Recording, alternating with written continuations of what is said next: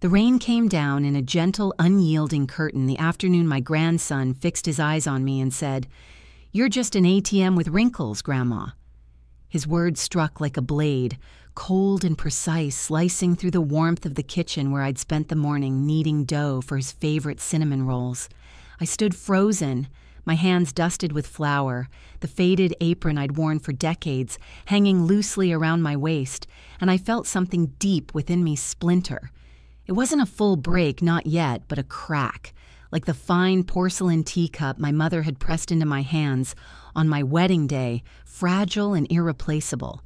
I was 68 years old, and in that single cruel moment, I saw the truth. The family I'd poured my heart into no longer saw me as Lillian. To them, I was nothing more than a resource, a means to an end. My name is Lillian Grace Harper, and for 43 years I've called this modest creaking house on Maple Street my home. It's not a grand place with its chipped paint and sagging porch, but it's mine, bought with the sweat of my late husband Henry and the quiet strength of my own endurance. Henry was a carpenter, a man whose words were few, but whose kindness was boundless, and when he passed a decade ago, I believed I'd already faced the deepest grief life could offer.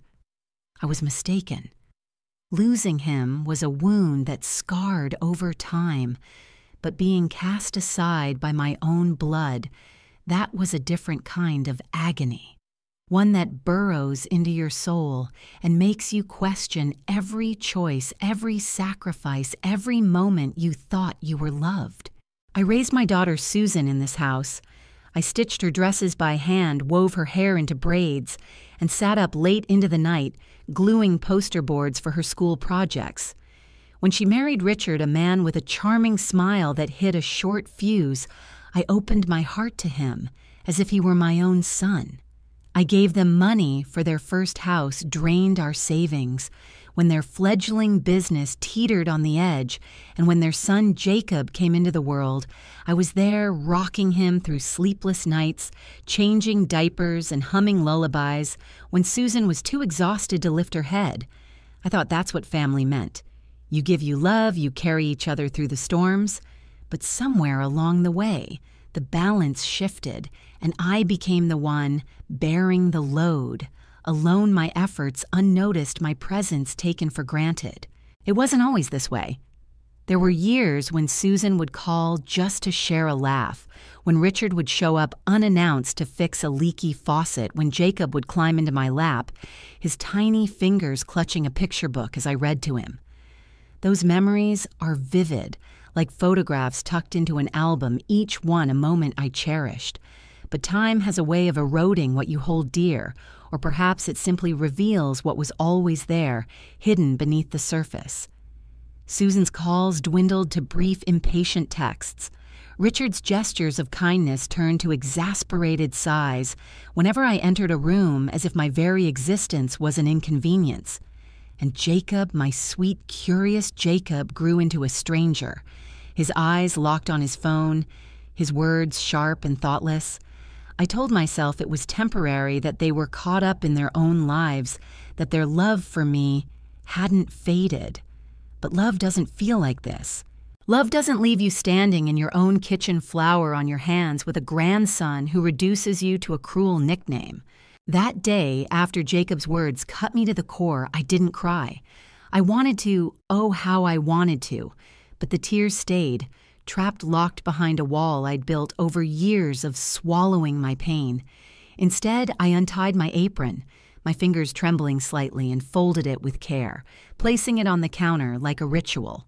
Jacob was sprawled across the couch in the living room, his phone glowing in his hands, waiting for me to hand over the money he'd demanded, a new gaming console, he'd said, because the one he had was pathetic. I'd always given in before writing checks for his clothes, his car repairs, his college fees, because that's what grandmothers do, isn't it? We give. We love. We hope it's enough to keep us tethered to those we hold dear. But as I watched him, his face illuminated by the cold light of his screen, I saw something I'd been too afraid to acknowledge. He didn't respect me. Not him, not Susan, not Richard. To them, I was a utility, a convenience, nothing more.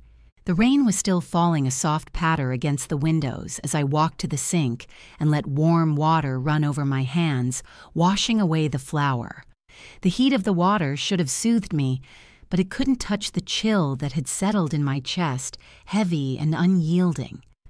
I thought of Henry, his voice low and steady, saying, "Lillian, you're the strongest woman I know." I hadn't felt strong in years, not since I'd buried him. Not since I'd watched my family drift further from me with each passing season. I felt invisible, like a shadow moving through my own life, existing only to serve a family that no longer saw me as a person. But as I dried my hands on a faded dish towel, something stirred inside me, a faint, stubborn spark, like a match struck in the dark. I didn't know what it meant, didn't know where it would lead, but it was enough to make me pause, to make me question the role I'd let myself play. I turned to Jacob, still lounging on the couch, oblivious to the storm his words had unleashed within me. "I'm not giving you the money," I said, my voice softer than I'd intended, but firm, unwavering. He looked up, his brow creasing, a smirk tugging at his lips, as if I'd told a joke. What he said, laughing, "Come on, Grandma, you always do. Don't make this a thing." I didn't respond. I just held his gaze, really looked at him, and for the first time I saw him clearly. Not the boy I'd raised, but the young man he'd become, entitled and careless, blind to the woman standing before him. He didn't know me, not the Lillian who'd held her daughter through heartbreak, who'd nursed her husband through his final days, who'd kept this family afloat through every trial. To him, I was just an ATM with wrinkles, and that realization was a wound deeper than any I'd known. I walked past him, my steps measured but deliberate, and opened the front door. The rain was louder now, a steady rhythm against the porch, the air thick with the scent of wet earth. "You should go," I said, my voice calm, my eyes fixed on the gray world outside. Jacob muttered something under his breath, a mix of annoyance and disbelief, then grabbed his jacket and stormed out the door, slamming shut behind him. I stood in the doorway, the cool mist of the rain brushing my face, and listened to the silence he left behind. His words echoed in my mind, each syllable a weight I couldn't shake, but so, too, did that spark, that flicker of something I hadn't felt in years. I didn't know what I was going to do, but I knew I couldn't keep living as their doormat. Not for Jacob, not for Susan, not for Richard, not for anyone who thought my worth could be measured in dollars and cents. That night, I settled into Henry's old armchair, the one he'd loved to sit in, its leather worn smooth by years of his touch. I pulled a wool shawl around my shoulders, the one my mother had knitted decades ago, and let my eyes wander to the mantel where photos stood like sentinels of a life I'd built. There was Susan, gap-toothed and grinning at her 5th birthday, Henry and me young and nervous on our wedding day, his arm around my waist, Jacob as a baby, his tiny hand curled around my finger. Each image was a memory, a piece of the love I'd poured into this family, but they felt distant now, like artifacts from a world that no longer existed. I closed my eyes, the rain's steady drum filling the quiet, and for the first time in years, I let myself ask a question I'd been too scared to face. What do I deserve? I had no answer, not yet. The question hung in the air, heavy but not oppressive, like the rain that refused to stop. I thought of my mother, her hands calloused from years of work, telling me, "Lillian, your heart is your strength, but don't let it be your cage." I'd forgotten those words, buried them under years of giving, of hoping, of believing that love meant saying yes to every demand. But as I sat in Henry's chair, the house creaking around me, that spark inside me grew just a little. It wasn't much, but it was enough to keep me from sinking enough to make me wonder if I could find a way to be Lillian again. Not the grandmother who gave until she was hollow. Not the ATM they mocked, but the woman I'd been.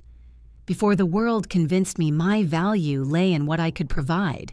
The rain slowed to a drizzle, and I opened my eyes, my gaze settling on the teacup on the shelf, its delicate curve catching the dim light. It hadn't broken, not in all these years, despite being handled, moved, forgotten. Maybe I was like that teacup, fragile but enduring, cracked but not shattered. And maybe there was a way to mend what had been damaged, not for them, but for me. That thought, tentative as it was, felt like the first step towards something I couldn't yet name, but something worth chasing. The days after Jacob's departure blurred into a quiet haze, each one marked by the soft patter of rain that seemed unwilling to leave Maple Street. I woke each morning in the same creaking house, the same worn armchair, the same heavy silence, but something was different. His words, ATM with wrinkles, looped in my mind not just as a wound, but as a mirror reflecting a truth I'd avoided for too long. My family didn't see me, not the real Lillian Grace Harper, and maybe they never had. That realization didn't break me, but it hollowed me out, leaving me to wander through my own home like a stranger touching objects, a chipped mug, Henry's old toolbox, Susan's childhood drawings, as if they could anchor me to a time when I felt needed. I stopped baking. The kitchen, once alive with the scent of bread and spices, grew still, the oven cold. I couldn't bring myself to knead dough or measure sugar, not when the memory of Jacob's sneer lingered like a stain. Instead, I drank my coffee black, sitting at the small table by the window, watching the rain streak the glass. The world outside moved on. Neighbors walked their dogs, cars splashed through puddles. But I felt suspended, caught between the life I'd lived for others and the one I didn't know how to claim for myself. Susan didn't call. Richard didn't stop by. Jacob sent a single text, curt and demanding, "Changed your mind yet?" I stared at it, my thumb hovering over the screen, then set the phone face down. I didn't reply. For the first time, I let his words sit unanswered, and that small act felt like a rebellion. Fragile, but mine. Loneliness is a strange thing. It's not just the absence of people, it's the absence of being seen. I'd always thought of myself as strong Henry's rock, Susan's foundation, but now I felt like a ghost, drifting through rooms filled with memories no one else cared to remember. I'd catch myself staring at the phone, hoping for a call that never came, or standing at the front door, half expecting Susan to appear with an apology, a hug, anything. But the driveway stayed empty, and the silence grew louder. I wondered if this was what aging meant, becoming invisible, not just to the world, but to the people you'd given your heart to. The thought made my chest ache, a dull, persistent pain that no amount of tea or deep breaths could soothe. One morning, about a week after Jacob left, I found myself in the attic sorting through boxes I hadn't touched in years. I don't know what drew me there. Maybe a need to feel connected to something, anything that wasn't tainted by the present. The air was thick with dust, the floorboards groaning under my weight, and as I opened a cardboard box, I found a stack of letters tied with a faded ribbon. They were from Henry, written during our first year of marriage, when he'd worked out of town for months, building houses in a neighboring county. His handwriting was neat, deliberate, each word a piece of him. "Lillian, my loved one," began, "you make every hard day worth it. Don't ever doubt how much you're worth." I sat cross-legged on the floor, the letters spread around me, and for the first time since Jacob's words, I cried. Not loud sobs, but quiet, steady tears, the kind that come when you realize how much you've lost, not just Henry, but the woman he saw in you. Reading those letters was like unearthing a part of myself I'd buried. I spent hours in the attic, surrounded by relics of my past, my old sketchbooks filled with drawings of flowers and houses, a scarf I'd knitted for Susan's first winter, a photo of me and Henry dancing at a town fair, my head thrown back in laughter. I hadn't laughed like that in years. I hadn't drawn, hadn't created, hadn't felt like Lillian. I carried the letters downstairs, placing them on the kitchen table. And that night, I did something small but deliberate. I took out a sketchbook and a pencil.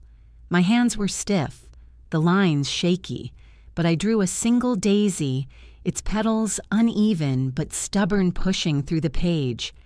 It wasn't much, but it felt like a reclaiming a whisper of the woman I used to be. The next day, I walked to the local market, something I hadn't done in months. I'd gotten used to ordering groceries online, avoiding the effort of carrying bags or making small talk. But the rain had stopped and the air was crisp, so I pulled on my old coat and stepped outside. The world felt startlingly alive. Children laughed and a nearby yard leaves skittered across the sidewalk, and the sky was a soft, endless blue. At the market, I filled my basket with apples, bread, and a small bundle of daisies, their white petals bright against the green stems. As I waited in line, a woman about my age with silver hair and kind eyes smiled at me. "Those daisies are lovely," she said. "They always make a room feel hopeful, don't they?" Her name was Clara, and she lived a few streets over. We talked for a few minutes about flowers, the weather, the way the market used to be decades ago. It was simple, unremarkable, but it was the first real conversation I'd had in weeks. When she asked if I'd like to join her for coffee sometime, I hesitated. My instinct was to say no, to retreat to the safety of my quiet house, but something in her warmth, her genuine curiosity, made me nod. I'd like that, I said, surprising myself. We exchanged numbers, and as I walked home, the daisies tucked under my arm, I felt a lightness I hadn't expected. It wasn't joy, not yet, but it was a step towards something better than the numbness I'd been carrying. Back home, I arranged the daisies in a glass vase, setting it on the kitchen table next to Henry's letters. I looked at them, the flowers and the words, and felt that spark inside me flicker again, a little stronger now. I wasn't ready to forgive Jacob, Susan, or Richard, not yet, maybe not ever, but I was starting to see that their rejection didn't define me. I was more than the money I'd given, the meals I'd cooked, the sacrifices I'd made. I was Lillian, the woman who'd once dreamed of painting, who'd loved a man fiercely, who'd raised a daughter with care. And maybe, just maybe, I could be her again. That evening, I sat at the table with my sketchbook, the daisies catching the golden light of the setting sun. I drew another flower, then another, each stroke a little surer than the last. The phone sat silent, no texts from Jacob, no calls from Susan. For once, I didn't mind. I was beginning to understand that my worth didn't depend on their attention, their approval. It was a fragile realization, one I wasn't sure I could hold on to, but it was enough to keep me moving forward. The next morning, I called Clara. My voice shook as I left a message inviting her for coffee at the little cafe on Main Street. It was a small thing, but it felt monumental, like stepping onto a path I'd forgotten existed. As I hung up, I looked at the daisies, their petals still bright, and thought of Henry's letters, his words echoing in my mind. "Don't ever doubt how much you're worth." For the first time in a long time, I wanted to believe him. I didn't know where this path would lead, but I was ready to take another step to see what lay beyond the loneliness that had held me for so long. The coffee with Clara was the first time in years I'd sat across from someone who looked at me like I was more than a grandmother, a widow, or a checkbook. The cafe on Main Street was small, its windows fogged from the autumn chill, and the smell of roasted beans wrapped around us like a warm blanket. Clara, with her silver hair pinned loosely and her eyes crinkling when she smiled, had a way of listening that made me feel solid, like I wasn't dissolving into the background of my own life. We talked about simple things at first, her garden, my old sketchbooks, the way the town had changed since we were young. But as the steam rose from our mugs, I found myself telling her about Jacob's words, about the ache of Susan's silence, about the way Richard's impatience made me feel like an intruder in their lives. I didn't mean to spill so much, but Clara's quiet nods and gentle questions coaxed it out of me, like pulling a splinter from skin. "Lillian," she said, her voice soft but firm, "you're not invisible. Not to me, not to the world. People just get so caught up in themselves, they forget to look." Her words landed gently, but they stirred something in me, a mix of gratitude and grief. I wanted to believe her, but the weight of my family's disregard was still heavy, a shadow that followed me even into this warm, cozy cafe. When we parted, Clara hugged me, her arms surprisingly strong for a woman in her 70s, and promised we'd meet again soon.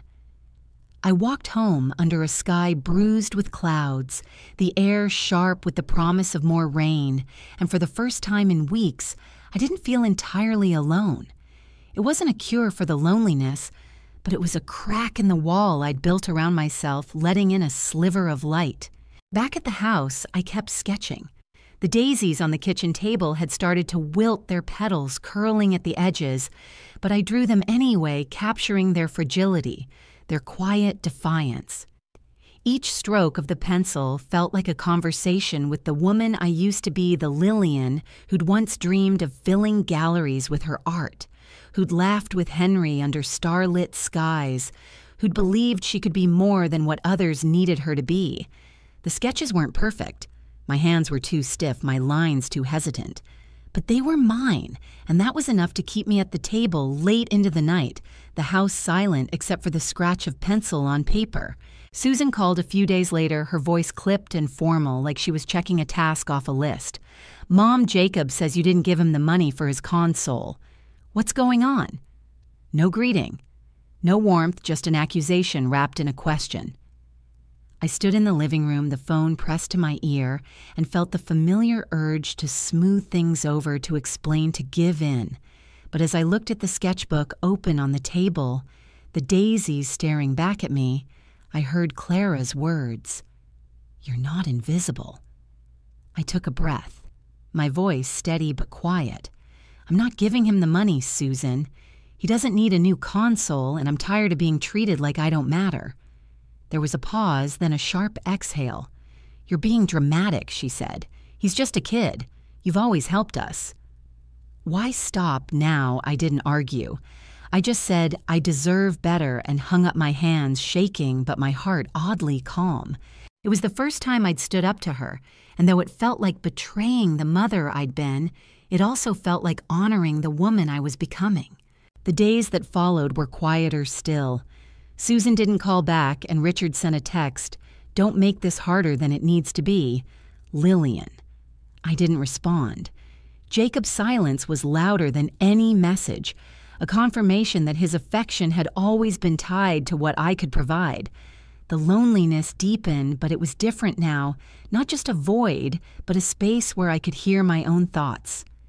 I started walking more, not just to the market, but through the park, past the library, along the river where Henry and I used to sit. The town felt both familiar and new, like I was seeing it through eyes that had been closed for too long. I noticed things, the way the leaves glowed red against the gray sky, the laughter of children on swings, the smell of wood smoke in the air. I was still invisible to my family, but I was starting to see myself. One afternoon, while browsing the library's used book sale, I met another unexpected ally. His name was Daniel, a retired art teacher in his late 60s, with a shock of white hair and a habit of talking with his hands. I was holding a worn book on botanical illustration when he struck up a conversation asking if I was an artist. I laughed, the sound startling me. "I used to draw," I said, "but it's been years." He didn't let it go. "Used to isn't the same as done." He said, his eyes twinkling. "You should come to the community art class I teach. It's free and we're always looking for new faces." I hesitated, the old fears creeping in. Too old, too rusty, too out of place. But his enthusiasm was infectious, and before I knew it, I'd scribbled my name on his sign-up sheet, my heart pounding with a mix of nerves and excitement. That evening, I sat with Clara over tea at my house, the daisies replaced by a fresh bouquet of marigolds she'd brought from her garden. I told her about the art class, about Susan's call, about the way I'd felt saying, "I deserve better." She listened, her hands wrapped around her mug, and when I finished, she reached across the table and squeezed my hand. "You're waking up, Lillian," she said. "It's not easy, but it's beautiful." Her words stayed with me long after she left, like a melody I couldn't shake. Waking up. Was that what this was? The sketches, the walks, the refusal to give in, it felt less like rebellion now and more like rediscovery, like peeling back layers of a life I'd let others define. I started attending Daniel's art class the following week. The community center was a low brick building, its walls lined with paintings and drawings, some clumsy, some stunning. The group was small, 8 or 9 people, mostly older, though a few younger faces mixed in. I felt out of place at first, my sketchbook clutched to my chest, but Daniel's warmth put me at ease. He handed me a set of pencils and a sheet of paper, saying, "Just draw what you feel." I drew a marigold, its petals bold and jagged, and when I showed it to him, he didn't critique the wobbly lines or the uneven shading. He just said, "There's heart in this, Lillian. Keep going." For the first time in years, I felt proud of something I'd created. Not because it was perfect, but because it was mine. The art class became an anchor, a place where I wasn't Susan's mother or Jacob's grandmother, but Lillian, the woman who drew flowers and laughed at Daniel's bad jokes. Clara joined me sometimes, not to draw, but to chat with the group, her presence a steady comfort. I began to see my life in new colors, not the gray of loneliness, but the soft greens and golds of possibility. I was still hurt, still angry, still grieving the family I'd lost, but I was also starting to build something new, something that didn't depend on their approval. I didn't know where it would lead, but each sketch, each walk, each conversation with Clara or Daniel felt like a brick in a foundation I was laying for myself. One night after class, I walked home under a sky scattered with stars, the air cold against my cheeks. I thought of Henry, how he'd always said my strength was in my heart. I thought of Susan, Richard, Jacob, and the space they'd left behind. And I thought of the marigold I'd drawn its petals fierce and unapologetic. I wasn't ready to forgive, not yet, but I was ready to keep going, to keep waking up. The house was waiting for me, its lights glowing softly, and as I stepped inside, I felt a quiet resolve settle in my bones. I was Lillian Grace Harper, and I was starting to remember what that meant.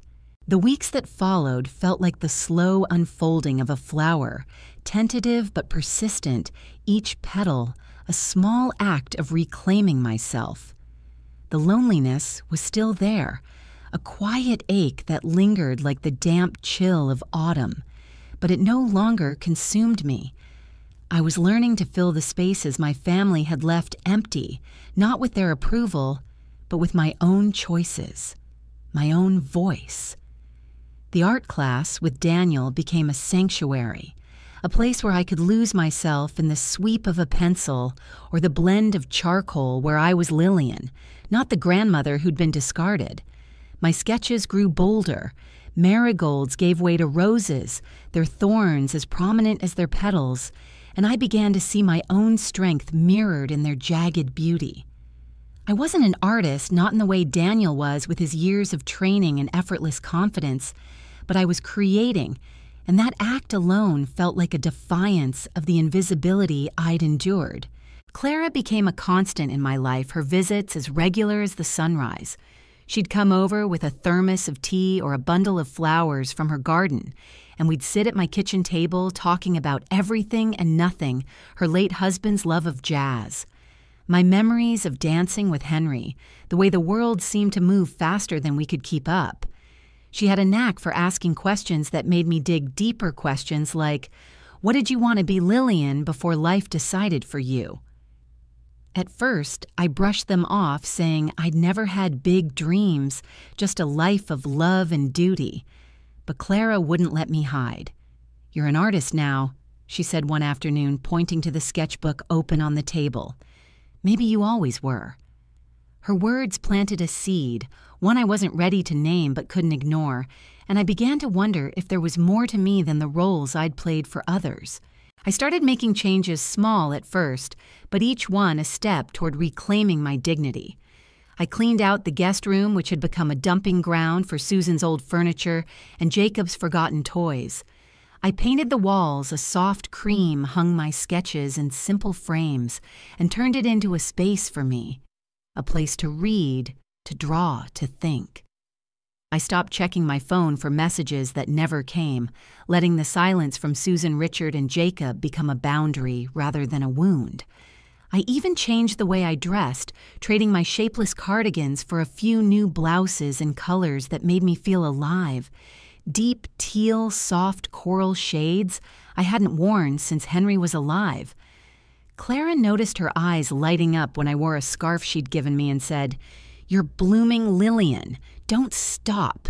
The biggest change, though, was when I kept to myself, a decision that felt both terrifying and necessary. I'd always managed the family's finances with care, a habit born from years of stretching Henry's modest income to cover our needs.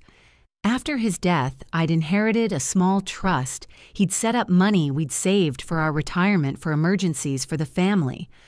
Over the years, I'd dipped into it to help Susan and Richard down payments, business loans, Jacob's tuition, because I believed it was what family did. But Jacob's words, Susan's coldness, Richard's dismissiveness, they made me see the trust differently. It wasn't just money. It was a piece of Henry's legacy, a piece of our life together, and I'd let it be treated like a bottomless well. I began to wonder, what if I used it for something else? Something that honored me. Not just them. I made an appointment with my lawyer, a kind woman named Ellen, who'd known Henry and me for decades. Her office was small, cluttered with books and family photos, and she listened as I explained my situation, not just Jacob's insult, but the years of being taken for granted the way my family assumed the trust was theirs to claim. I want to know my options. I said, my voice steady, despite the nerves twisting in my stomach. Ellen nodded, her eyes sharp but warm, and walked me through the trust's terms. It was mine to control, she confirmed, and I could redirect the funds, rewrite the beneficiaries, or dissolve it entirely. "Take your time, Lillian," she said. "This is about what you want, not what they expect." I left her office with a folder of papers and a sense of possibility I hadn't felt in years. I didn't know what I'd do yet, but the knowledge that I had the power to choose was a weight. Lifted a door, cracked open. I didn't tell anyone about the meeting, not even Clara. It felt too raw, too private, like a seed I needed to nurture in secret before it could grow. Instead, I focused on the present, on the small acts that were rebuilding me. I joined a book club at the library, a suggestion from Daniel, and though I was nervous at first, the group welcomed me with warmth. We read novels about women who'd faced loss and found their way stories that mirrored my own in ways that made my heart ache and soar. I spoke up during discussions, my voice growing stronger each week, and found myself laughing, arguing, connecting. I was still Lillian, the widow, the mother, the grandmother, but I was also Lillian, the woman who loved stories, who saw herself in their pages. One evening after book club, I walked home through the park, the air crisp with the scent of fallen leaves. I stopped by the river where Henry and I used to sit and took out a small notebook I'd started carrying. I wrote a single sentence, "I am enough." It felt like a promise, one I wasn't sure I believed yet, but one I wanted to keep. I thought of the trust, of Ellen's words, of the sketches filling my guest room. I thought of Clara's laughter, Daniel's encouragement, the book club's warmth. And I thought of Susan, Richard, and Jacob, their absence, a wound that still stung, but no longer defined me. I was starting to see my value not through their eyes, but through my own. And that shift was a quiet revolution, one I was determined to carry forward. The next morning, I did something symbolic, a gesture that felt like sealing my resolve. In the backyard where Henry had once built a birdhouse, I planted a single rosebush, its roots deep in the soil. I'd bought it on impulse at the market, drawn to its thorns and its promise of blooms. As I patted the earth around it, my hands dirty and my knees aching, I whispered to myself, "This is for me." The rosebush wasn't just a plant. It was a marker, a reminder that I was growing even if no one else could see it yet. I stood back, the morning sun warm on my face, and felt a surge of pride, not loud or boastful, but steady, like the roots I'd just planted. Clara came over that afternoon, and when I showed her the rosebush, she clapped her hands like a child. "That's my Lillian," she said, her voice thick with affection. We sat on the porch drinking tea and watching the clouds drift, and I told her about the trust, about Ellen, about the choice I was grappling with. She listened, her eyes never leaving mine, and when I finished, she said, "Whatever you decide, make sure it's for you. You've given enough." Her words echoed my own thoughts, and for the first time I felt ready to face the decision, not out of anger or spite, but out of a quiet, fierce love for myself. The art class, the book club, the rosebush, the trust. They were pieces of a puzzle. I was assembling a picture of a life where I wasn't defined by what I gave others. I was still hurt, still angry at times, but I was also hopeful, a feeling I hadn't dared to embrace in years. I didn't know what the future held, but I knew I was done being invisible. I was Lillian Grace Harper, and I was ready to claim the space I'd been denied, one deliberate, dignified step at a time. The rosebush in the backyard became my daily ritual, a quiet anchor in the storm of my changing life. Each morning I'd step outside with a cup of coffee, the steam curling in the cool air, and check its leaves, its thorns, its stubborn roots. It hadn't bloomed yet, but its presence was enough a reminder that growth doesn't always show itself right away, that strength can lie in the waiting. I was learning that lesson myself, piece by piece, as I carved out a life that felt like mine. The hurt from Susan Richard and Jacob still lingered, a bruise that ached when I thought of them, but it no longer ruled me. I was beginning to see that my worth wasn't tied to their approval, and that realization was like sunlight breaking through a long winter. The art class with Daniel had become more than a hobby. It was a lifeline. My sketches were no longer just flowers, but scenes from my life. A memory of Henry's hands shaping wood, the curve of the river where we'd walk, the silhouette of Susan as a child running through the yard. Each drawing was a step toward reclaiming the parts of me I'd let fade. Daniel noticed the change, his eyes bright with pride when I showed him my latest work. "You're not just drawing Lillian," he said one evening, his voice warm. "You're telling your story." His words stayed with me, and I began to wonder if my story was bigger than the pain I'd carried, bigger than the family who'd turned away. Maybe it was a story worth telling, not just on paper, but in the way I lived. Clara, too, was a constant source of strength.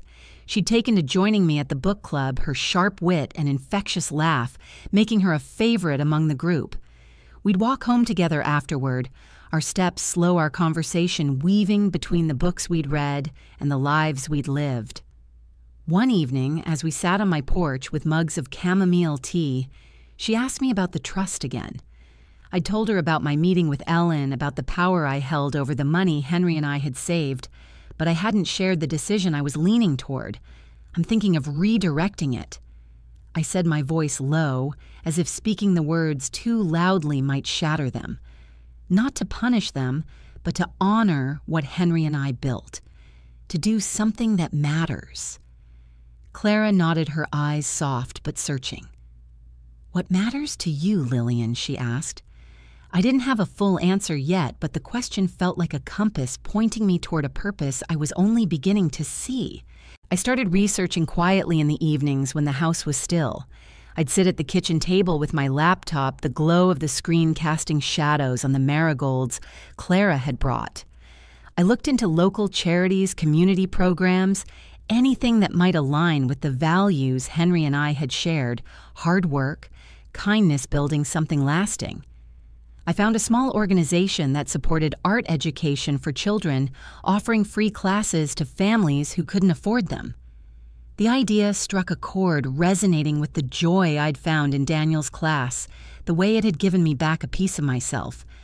I bookmarked their website, my heart racing with a mix of fear and excitement. Could I do this?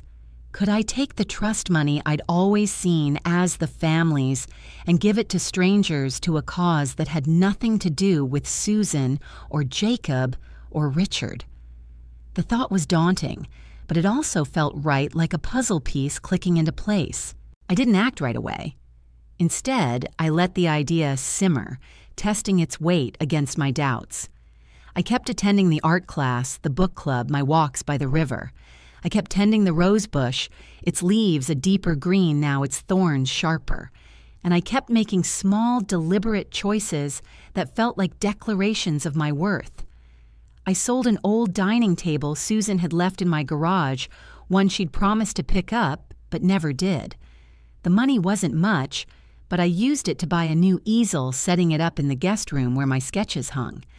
I stopped answering Richard's occasional texts, which were always about money or favors, and when Jacob sent another message, "You owe me, Grandma," I deleted it without a second thought.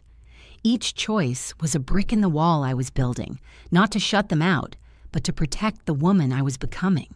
One afternoon, I visited the art education program I'd found online. It was housed in a modest building on the edge of town, its walls covered with children's paintings, bright, messy, full of life. The director, a woman named Maria with a warm smile and tired eyes, showed me around, explaining how they relied on donations to keep the classes free.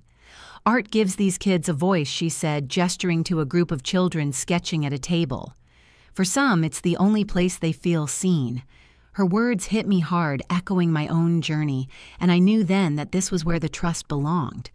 Not with a family who saw me as an ATM, but with children who needed what I'd found a way to be seen, to be valued, to create something of their own. I called Ellen the next day, my voice steady, as I told her my decision. I want to donate the trust to an art program for kids, I said.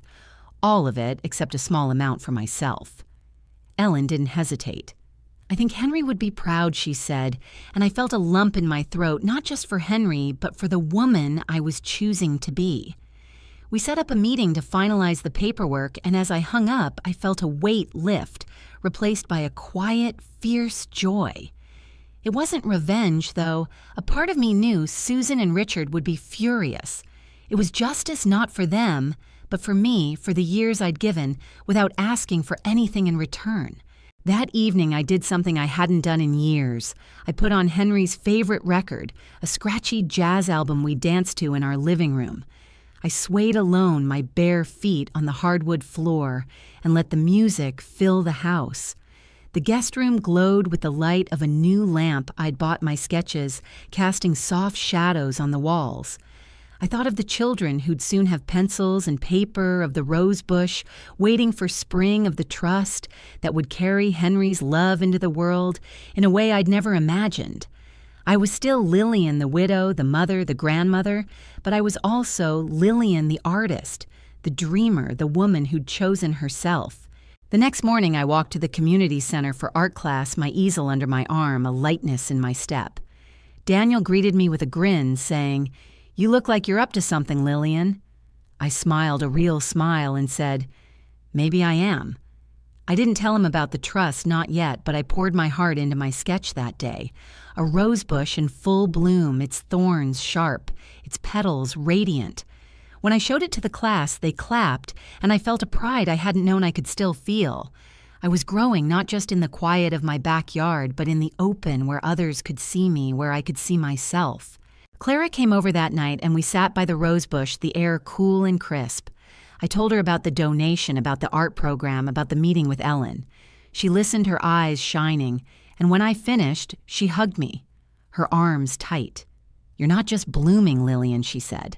"You're blazing." I laughed, the sound foreign but welcome, and for the first time, I believed her. I wasn't done growing, not by a long shot, but I was on my way, and that was enough. The decision to redirect the trust felt like a stone dropped into a still pond, its ripples spreading through every corner of my life.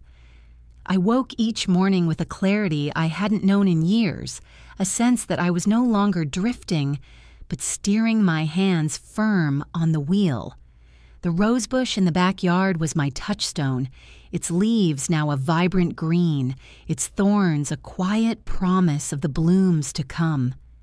I tended it with care, watering it, pruning it, speaking to it in the soft hours of dawn when the world was still.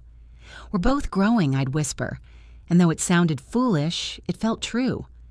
I was Lillian Grace Harper, and I was building something new, not just for myself, but for the legacy. Henry and I had created a legacy that deserved more than to be squandered on a family who saw it as their due. The paperwork with Ellen moved swiftly. We met in her office, the same cluttered space with its stacks of books and family photos, and she walked me through the final steps. The trust a sum that had once felt like a tether to Susan Richard, and Jacob would go to the art education program with a small portion set aside for my own needs, a modest cushion to ensure I could live without fear. Ellen's pen moved across the documents, her signature, a quiet seal on my choice. And when we finished, she looked at me with a smile that held both pride and understanding. "You're doing something brave, Lillian," she said. "Not many people would have the strength to let go like this." I knotted my throat tight, not just for the money I was giving away, but for the weight of expectation I was releasing. This wasn't about punishing my family. It was about honoring myself, about choosing a path that felt right in my bones. I didn't tell Susan or Richard. I didn't tell Jacob. The silence between us had grown so wide it felt like a canyon, and I had no desire to bridge it with explanations they wouldn't understand. Instead, I poured my energy into the present, into the life I was crafting with deliberate, quiet hands. The art class remained my haven, a place where I could lose myself in the act of creation. My sketches had grown more ambitious, a portrait of Clara laughing, her silver hair catching the light. A scene of the river at dusk, its surface rippling with stars.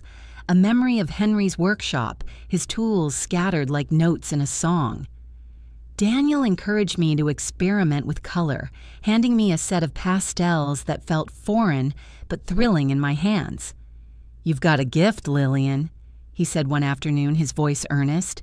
"Don't hide it." I didn't know if I believed him, but I wanted to, and that was enough to keep me pushing forward one vibrant stroke at a time. Clara, as always, was my rock. She'd taken to calling our porch chats, our council meetings, a playful nod to the way we'd solve the world's problems, or at least our own, over tea and marigolds. When I told her the trust was finalized, that the money was going to the art program, she didn't say much at first. She just reached for my hand, her grip warm and steady, and said, "Henry's smiling somewhere, I know it." Her words brought tears to my eyes, not of sadness, but of gratitude for her, for the choice I'd made, for the woman I was becoming. We sat there as the sun dipped low the sky, a wash of pink and gold, and I felt a peace I hadn't known in years. It wasn't loud or triumphant, but deep, like the roots of the rosebush, anchoring me to the earth. I started volunteering at the art program, not as a teacher, but as a helper, setting up supplies, cleaning brushes, listening to the children's chatter. Their energy was a balm, their laughter a reminder that joy could exist without strings attached. Maria, the director, welcomed me like an old friend, and I found myself staying longer than planned, watching the kids draw dragons and forests and versions of themselves they hadn't yet become. One girl, a quiet 10-year-old named Sophie, reminded me of Susan at that age, serious, thoughtful, her pencil moving with care. She showed me a sketch of a bird, its wings spread wide, and said, "It's flying away, but it'll come back." I smiled, my heart aching with a mix of memory and hope, and told her, "It's beautiful, Sophie. Keep drawing." In her small, earnest face, I saw a piece of what I was giving the chance for a child to be seen, to create, to matter. It was worth more than any check I'd ever written for Jacob's gadgets or Susan's debts. The changes in me weren't just internal. I began to carry myself differently, my shoulders straighter, my gaze steadier. At the book club, I spoke up more, sharing insights that surprised even me, my voice no longer hesitant, but clear. The group listened, their nods and smiles a quiet affirmation that I had something to offer. I bought a new coat, a deep green that Clara said brought out my eyes, and wore it on my walks through the park, feeling not just warm, but alive. I even started writing again, not just notes in my notebook, but letters. Letters to Henry, to the Lillian I'd been to the Lillian I wanted to be. I didn't send them, of course, but I kept them in a box beside the porcelain teacup, each one a marker of my journey, a testament to the woman who was still here, still growing. One evening, after a particularly vibrant art class where I'd tried watercolor for the first time, I did something that felt both small and monumental. I took down the family photos from the mantel, Susan's childhood grin, Jacob's baby smile, Henry and me on our wedding day. I didn't throw them away. I placed them carefully in a drawer, their frames wrapped in soft cloth. In their place, I hung a single sketch, a rosebush, its thorns sharp, its buds just beginning to open. It wasn't perfect, but it was mine, and it felt like a declaration. This is my home, my life, my story. The mantel looked bare without the photos, but it also looked honest, like it belonged to me again. Clara noticed the change when she came over the next day. She stood in front of the sketch, her hands on her hips, and said, "Well, look at you, claiming your space."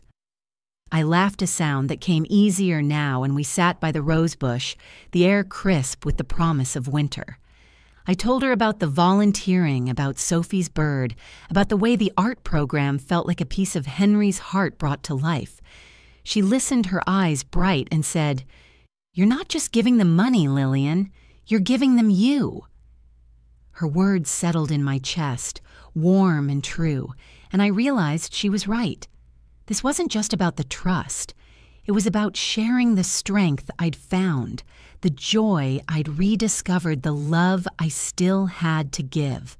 The silence from my family remained unbroken except for a single voicemail from Susan, her voice tight with irritation.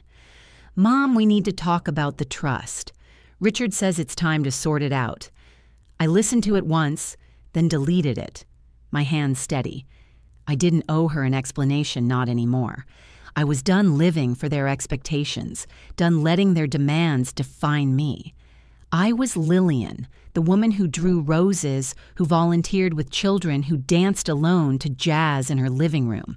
And that woman was enough. As the days grew shorter, the rosebush stood tall, its buds tightening against the cold. I looked at it each morning, my coffee warm in my hands, and felt a quiet pride. I was ready for what came next, not just the donation, not just the art program, but the life I was building one choice at a time. I didn't know if Susan or Richard or Jacob would ever see me, really see me, but I was starting to see myself, and that was a victory I hadn't known I could claim. The morning of the art program's open house, I woke with a quiet resolve, the kind that settles in your bones, when you know you've made a choice that's yours alone. The rosebush outside my window stood firm against the November chill, its buds still closed, but heavy with promise, and I touched its leaves as I passed a silent thank you for its steadfast company.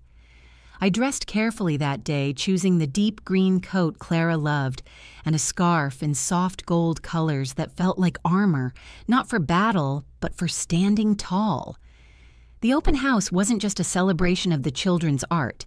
It was the day Maria would announce the donation the moment the trust Henry and I had built would find its new purpose.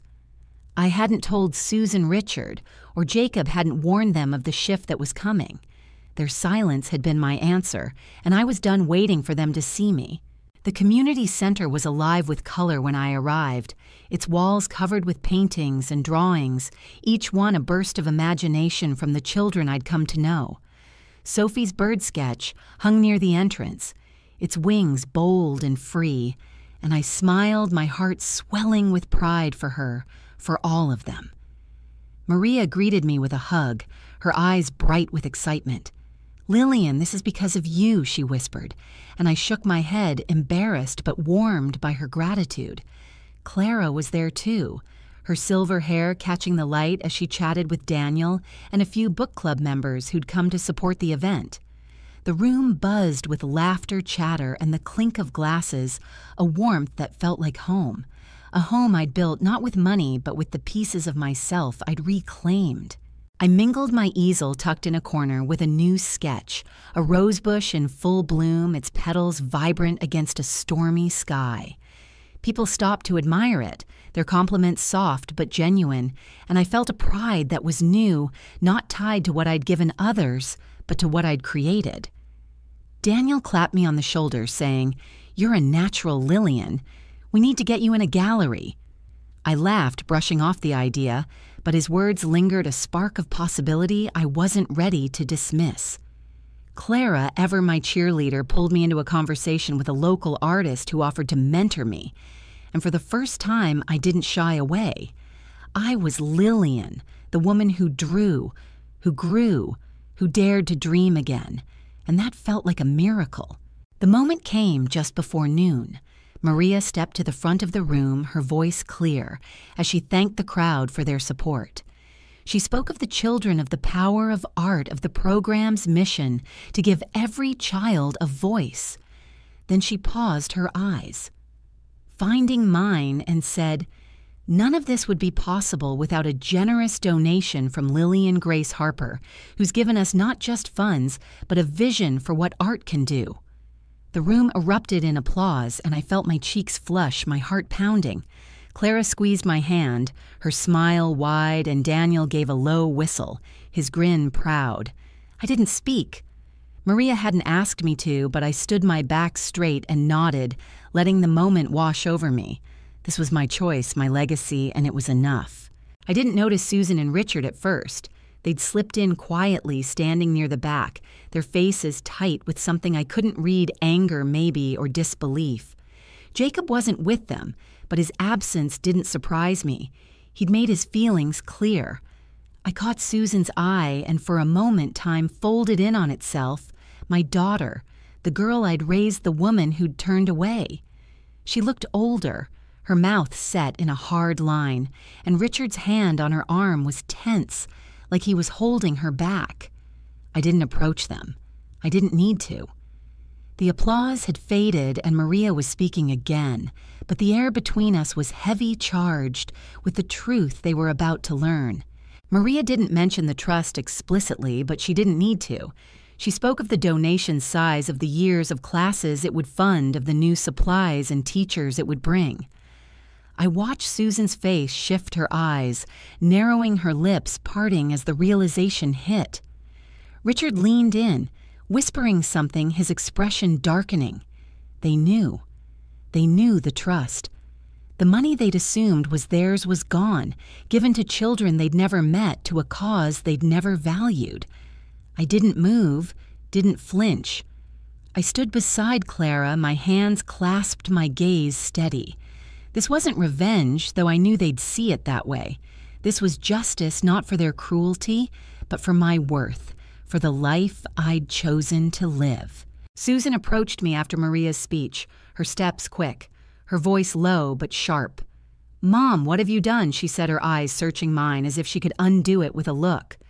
Richard hovered behind her, his jaw tight, his hands in his pockets. I took a breath, my voice calm, quieter than hers, but unwavering. I gave the trust to the art program, Susan. It's what Henry would have wanted, and it's what I wanted. Her face twisted, a mix of shock and fury. "That was our money," she said, her voice rising. "You had no right." I didn't raise my voice, didn't argue. I just looked at her. Really. Looked at her and said, "It was my money, and I chose to use it for something that matters." Richard stepped forward, his tone colder. "You're being selfish, Lillian. You've left us with nothing." I met his gaze, my heart steady. "I've given you everything I had for years," I said. "It was never enough." The room was still bustling, people admiring the children's art, laughing, unaware of the quiet storm unfolding. Susan's eyes filled with tears, but they weren't tears of regret. Not for me. They were tears of loss, of entitlement shattered. "You're punishing us," she said, her voice breaking. I shook my head, my voice soft but firm. "I'm not punishing you, Susan. I'm choosing me." She stared at me, Her mouth open, no words coming, and then she turned Richard following their steps heavy as they left the room. I watched them go, my chest tight, but my heart unshaken. I'd expected anger, maybe even guilt, but what I felt was peace, a deep, quiet peace that came from knowing I'd done what was right, not for them, but for me. Clara slipped her arm through mine, her presence a steady warmth. "You were magnificent," she whispered, and I smiled a small, real smile. The open house continued, the children showing their parents their work, Maria beaming as she answered questions. I stayed until the end, helping clean up my sketch of the rosebush still standing proudly in the corner. Sophie ran up to me, her bird drawing clutched in her hands, and said, "Miss Lillian, will you come back?" I knelt down, my eyes level with hers, and said, "Always." Her smile was a gift, one I carried home with me, along with the knowledge that I'd given something lasting, something true. That night, I sat in Henry's armchair, the jazz record playing softly, its notes weaving through the quiet. The rosebush sketch hung above the mantel, a reminder of the woman I'd become. I thought of Susan and Richard, their anger, their disbelief, and I felt a pang of sorrow, not for them, but for the family we might have been. But the sorrow didn't linger. It was overshadowed by the pride in my heart, the certainty that I'd honored Henry myself and the children who'd paint and draw because of me. I was Lillian Grace Harper, and I was no longer invisible, not to Clara, not to Daniel, not to Sophie, and most importantly, not to myself.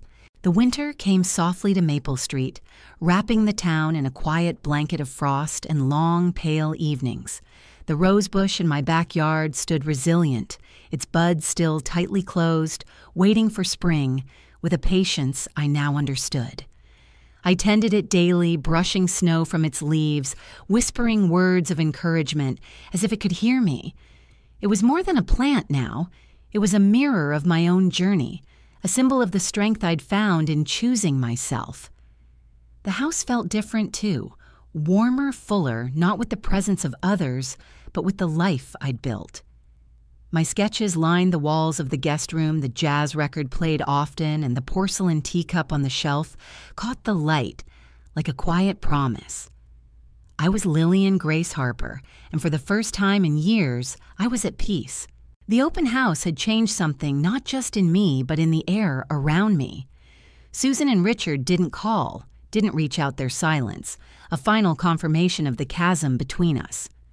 Jacob sent a single text weeks later, a half-hearted sorry grandma that felt more like obligation than regret. I read it, my heart twinging with the memory of the boy he'd been, but I didn't respond. I didn't need to. Their absence no longer felt like a wound, but a space one I filled with Clara's laughter, Daniel's encouragement, Sophie's bright eyes, and the steady rhythm of my own days. I hadn't forgiven them, not fully, and maybe I never would. But I didn't need to forgive to move forward. I needed only to let go, and I had. The art program flourished with the Trust's donation. Maria sent me photos of new supplies, brushes, canvases, colored pencils stacked in neat rows, and updates on the children's progress.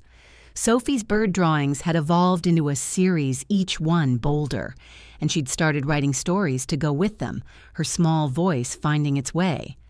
I visited often, not just to help, but to sit with the kids, to listen to their dreams, to see myself in their determination. One afternoon, Sophie gave me a drawing, a rosebush, its petals open, its thorns sharp. "It's you, Miss Lillian," she said, her smile shy but certain. I hugged her, my eyes stinging, and hung the drawing beside my own in the guest room, a reminder that I was seen not as an ATM or a burden, but as a person whole and worthy. Clara and I grew closer, our friendship a tapestry of shared stories and quiet moments. We spent Christmas together, just the two of us in my living room, a small tree twinkling in the corner. She brought a homemade pie. I played Henry's jazz and we talked until midnight, our laughter louder than the snow falling outside. Daniel joined us for New Year's, bringing a bottle of sparkling cider and a sketch he'd done of the three of us, our faces lit with joy. To new beginnings he toasted, and I clinked my glass against theirs, my heart full. The book club, the art class, the walks by the river, they were my anchors, not because they replaced my family, but because they reminded me I was enough without them. I started painting, not just sketching my hands, learning the dance of watercolor and acrylic. The guest room became a studio, its walls a gallery of my heart roses, rivers, memories of Henry, visions of the woman I was becoming. Daniel helped me enter a piece in a local art show, a watercolor of the rosebush under a starry sky. It didn't win, but it sold, and the buyer, a woman my age, told me it reminded her of her own resilience. I cried when she said that, not out of sadness, but gratitude for the chance to touch someone else's life, to be more than I'd ever thought I could be. One spring morning, as the first rosebud began to open, I made a final gesture, one that felt like closing a circle. In the backyard near the rosebush, I planted a small tree, a dogwood, its branches delicate but strong. I'd bought it with the last of the money I'd kept from the trust, a gift to myself and to the future. As I pressed the soil around its roots, I thought of Sophie, of the children who draw because of me, of the woman I'd been and the woman I was. The tree was for them, for Henry, for me, but it was also for someone else, Sophie, who'd become like a granddaughter, not of blood but of heart. I invited her over that afternoon, her small hands helping me water the tree, her laughter bright as the sun. "When I'm old, I'll tell people about you," she said, and I smiled, my heart swelling with a love that needed no repayment. That evening, I sat in Henry's armchair, the jazz record spinning the dogwood visible through the window. I held the porcelain teacup, its cracks catching the light, and thought of my mother, of Henry, of the years I'd given and the years I'd claimed.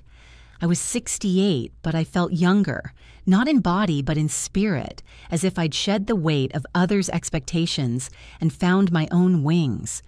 I didn't know if Susan or Richard or Jacob would ever understand, ever see me as I was now, but it no longer mattered. I saw myself, and that was enough. I want to tell you, whoever's listening, that your worth isn't measured by who accepts you, by who stays or who leaves. It's measured by how you choose to honor yourself, by the roots you plant, the blooms you nurture, the love you give, without losing who you are. I'm Lillian Grace Harper, and I'm still here, still growing, still painting my story across the canvas of my days. And as I set the teacup down, its delicate curve glowing in the lamplight, I know that's enough.